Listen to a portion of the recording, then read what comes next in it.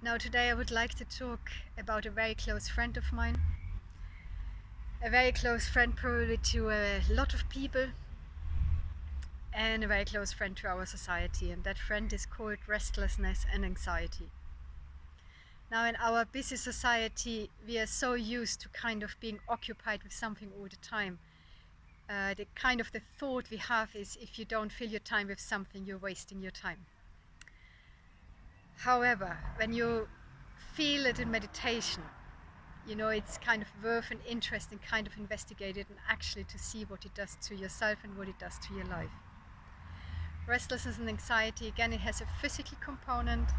It's the restlessness in the body, really the kind of feeling that you can't rest into any kind of peace and calm. It's an agitation, it is energy that is kind of fluctuating and can't settle down. And then there is the mental component, and that is either going into the future or going into the past, but it's a kind of repetitive thinking. So if you're planning something and you keep on going over and over again about the same thing, that would be a typical sign for restlessness and anxiety. Or if something has happened in the past and you can't let it go and you keep on going over and mulling it over again and again, this is also a very good sign of restlessness and anxiety.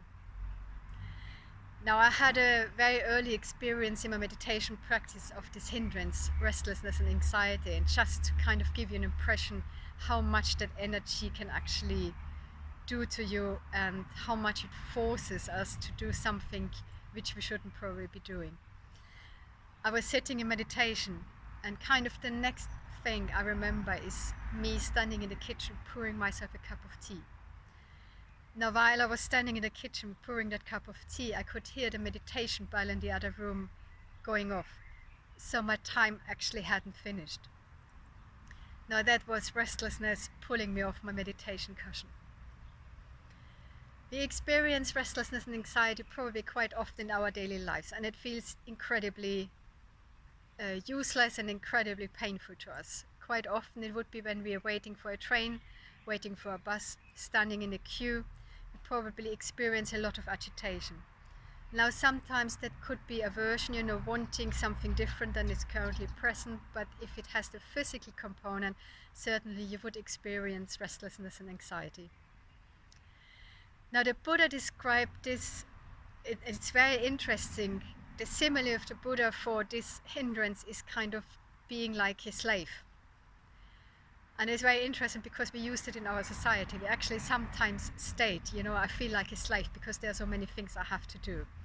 So we are slaves of our own thinking and of our own patterns. So in that sense, I really would like to encourage people to kind of investigate in the situations that life throws at us, to what it feels in your body, and to kind of see what happens if you recognize what is happening, if you can't just let it go.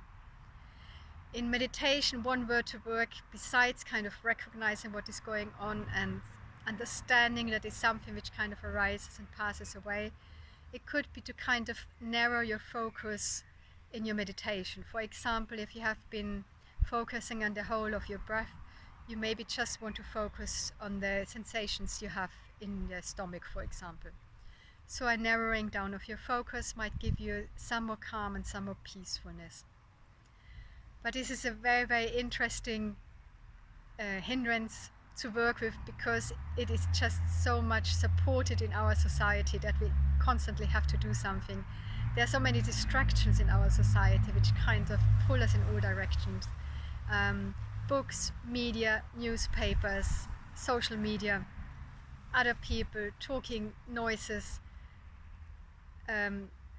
television, everything, and all that input actually increases. And some people actually know that, the more news you hear, the more you might actually worry about what is happening. Are you safe? Is your family safe? Are your children going to be safe? So all the input we have in our society actually probably is a very good food for this hindrance of restlessness and anxiety.